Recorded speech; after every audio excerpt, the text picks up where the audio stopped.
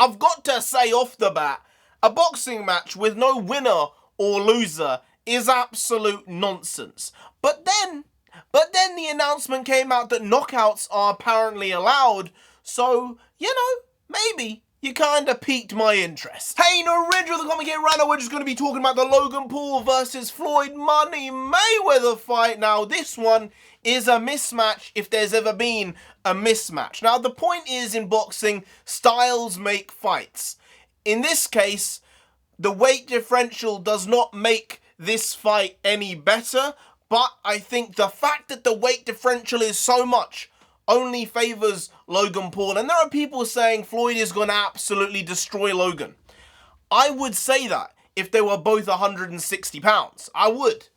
But the fact that Logan is able to come in at like 195 pounds and Floyd's going to be 155 to 160, I mean, that's a bit nutty. That's a bit weird. I could fight the most ridiculously well-trained person in any martial art, and they might be 130 pounds.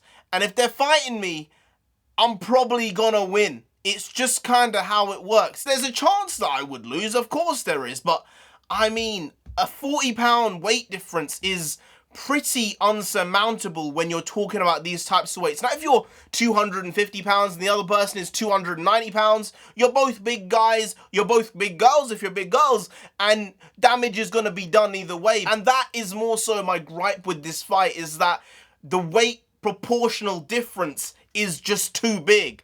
And I think there's a real chance of Logan Paul knocking out Floyd. Now, obviously, Floyd is one of, if not the best boxer of all time. I would say he's up there in the best 3 of all time. He's not there as number 1 for me, but in his weight class, I suppose now, what is he? 4-time world champion at different weight classes. So the guy is up there with the best ever.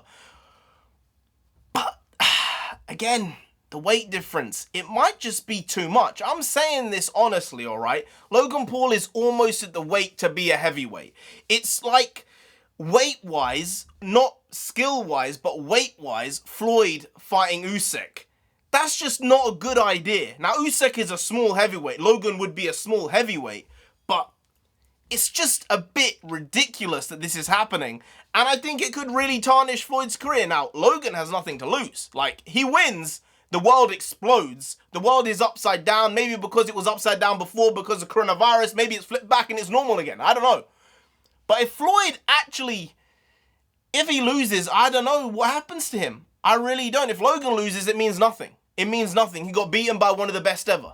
But if Floyd really does lose, I'm confused as to where he goes and how his legacy is seen, because he doesn't need to do this. It's about the money, which is chill. You need to make the money, but at the same time, like, it's a bad one for you in all cases. Like, other than taking the purse, there's not really any upside. Now, Jake Paul also has been thrown into the mix because of the gotcha hat meme, which was a big one like 2-3 weeks ago now, maybe a month ago. Wow. Time really does fly. But that meme got huge. Jake Paul is apparently having a feud with Floyd Mayweather now, and I can only imagine either way. If Floyd beats Logan, then maybe there's a Jake Paul-Floyd fight eventually.